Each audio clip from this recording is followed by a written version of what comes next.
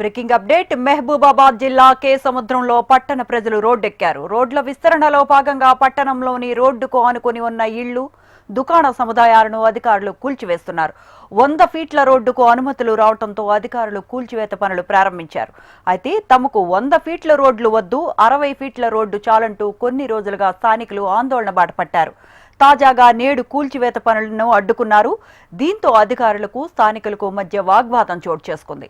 అధికారుల తీరుకు నిరసనగా పట్టణంలో బంద్ ప్రకటించారు. దాదాపు 200 కుటుంబాలు ఈ బంద్లో పాల్గొన్నాయి. అధికారుల తీరుకు నిరసనగా పట్టణంలోని రోడ్లపై స్థానికులు నిరసన చేపట్టారు.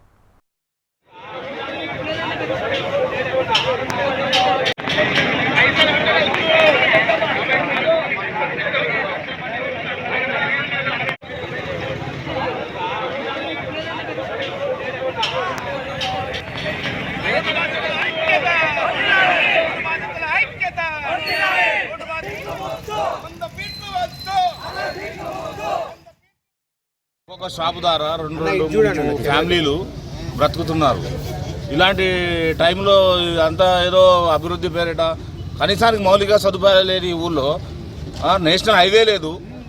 అటువంటి దానికి రోడ్డు విస్తరణ కార్యక్రమం, రోడ్డు విస్తరణ పనులు అని చెప్పి వేరే వాళ్ళ పుట్టగొట్టడం ఎంతవరకు సమంజసం? ఇది దీనిపై మరోసారి ఆలోచించి 60 ఫీట్ల రోడ్డు పెడితే అందరూ హ్యాపీగా ఉంటారు, అందరూ బ్రతకడానికి వీలుగా ఉంటుంది. బ్రతుకుల మీద కొడతాం మేము, ఇట్లానే చేసుకుంటూ పోతామంటే ఊరుకునేది ఉండదు. ఇంతకంటే ఎక్కువ చేస్తాం, సెన్సేషనల్ అవుతుంది ఇదంతా న్యూస్. గత 40 సంవత్సరాల నుండి మేము టైర్ల కొట్టు పెట్టుకొని బతకడం జరుగుతుంది. మా నాన్నగారు మాకు ఇచ్చినటువంటి అది షాపు అనేది మేము ఒక అరెకరం పొలం అమ్ముకొని కొనుక్కొని బతకడం కోసం ఇక్కడికి వచ్చినాము. ఆ యొక్క షాపు అనేది ఈరోజు పోతుంది అంటే మా యొక్క పిల్లలు, మా యొక్క కుటుంబాలు అనేటి రోడ్డున పడేటువంటి పరిస్థితి ఉంది.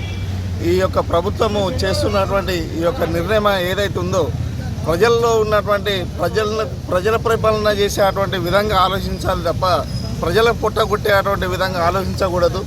ఇది సరైనటువంటి నిర్ణయం కాదు. ఇంకోటి, మనకు 60 ఫీట్ల రోడ్డు ఉంటే మనకు ఉన్నటువంటి ఈ యొక్క పేద ప్రజలైన వాళ్ళు ఎప్పటికీ జీవనోపాధి పొందుతూ ఈ యొక్క స్టేషన్ అభివృద్ధిలో భాగంగా మేము కూడా గ్రామ పంచాయతీ మేము పన్నులు కట్టుకుంటూ జీవనోపాధి కలిగిస్తున్నాం ఇక్కడ మేము.